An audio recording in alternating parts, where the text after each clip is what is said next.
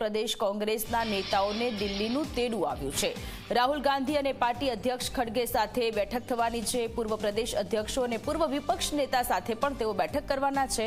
પ્રદેશ કોંગ્રેસની કમાન કોને સોંપવી તે અંગે બેઠકમાં ચર્ચા થશે। ગેનીબેન અને શૈલેષ પરમાર બેઠક માટે દિલ્હી જવા માટે રવાના થયા છે। મહત્વનું છે કે કડી અને વિસાવદરની પેટા ચૂંટણીમાં હાર બાદ પ્રદેશ કોંગ્રેસ પ્રમુખ પદેથી શક્તિસિંહ ગોહિલે રાજીનામું આપ્યું હતું, જે બાદ હવે પ્રદેશ પ્રમુખનું પદ ખાલી પડ્યું છે। ત્યારે આજે પાર્ટીના પ્રદેશ નેતાઓને દિલ્હી બોલાવવામાં આવ્યા છે।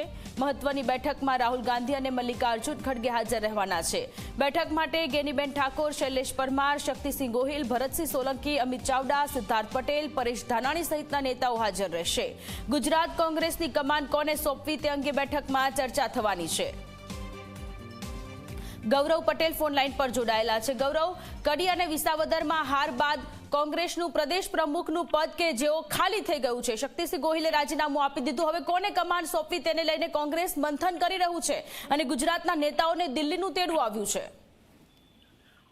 હજી વાત કરીએ તો વર્ષ 2017ની વિધાનસભાની ચૂંટણીમાં 77 જેટલી બેઠકો મેળવ્યા બાદ વર્ષ 2022ની વિધાનસભાની ચૂંટણીમાં કોંગ્રેસનો કારમો રકાસ થયો હતો। જગદીશ ઠાકોર કોંગ્રેસના પ્રમુખ હતા અને માત્ર 17 બેઠકો પર કોંગ્રેસ સમેટાઈ ગઈ હતી। ત્યારબાદ તેમને રાજીનામું આપ્યું હતું અને તેમના સ્થાને કોંગ્રેસ પ્રમુખ તરીકે શક્તિસિંહ ગોહિલની પસંદગી કરવામાં આવી હતી, પરંતુ શક્તિસિંહ ગોહિલે ગુજરાત કોંગ્રેસને કમાન સંભાળ્યા બાદ પણ જેટલી પણ પેટા ચૂંટણીઓ આવી તેમાં કોંગ્રેસનો હાર થઈ। છેવટે વિસાવદર અને કડીની પેટા ચૂંટણીમાં હાર બાદ કોંગ્રેસ પ્રમુખ શક્તિસિંહ ગોહિલે રાજીનામું આપ્યું હતું। ત્યારબાદ કોને પ્રમુખ બનાવવા તે અંગે લાંબા સમયથી કોંગ્રેસ હાઈકમાન્ડ ચર્ચા કરી રહી છે। અલગ અલગ સમાજના નેતાઓ તેમના સમાજને પ્રતિનિધિત્વ મળે અને પ્રમુખ પદ મળે તે માટે લોબિંગ કરે છે, જેમાં પાટીદાર સમાજ અને ઓબીસી સમાજનો સમાવેશ થાય છે।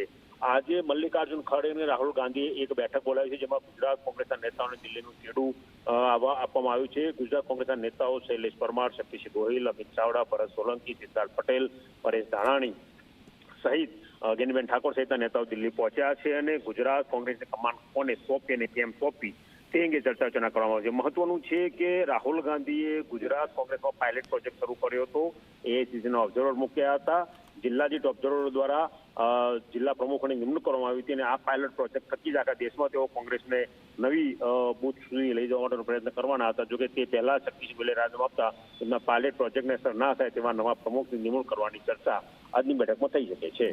જી ગૌરવ, આભાર તમામ વિગતો માટે।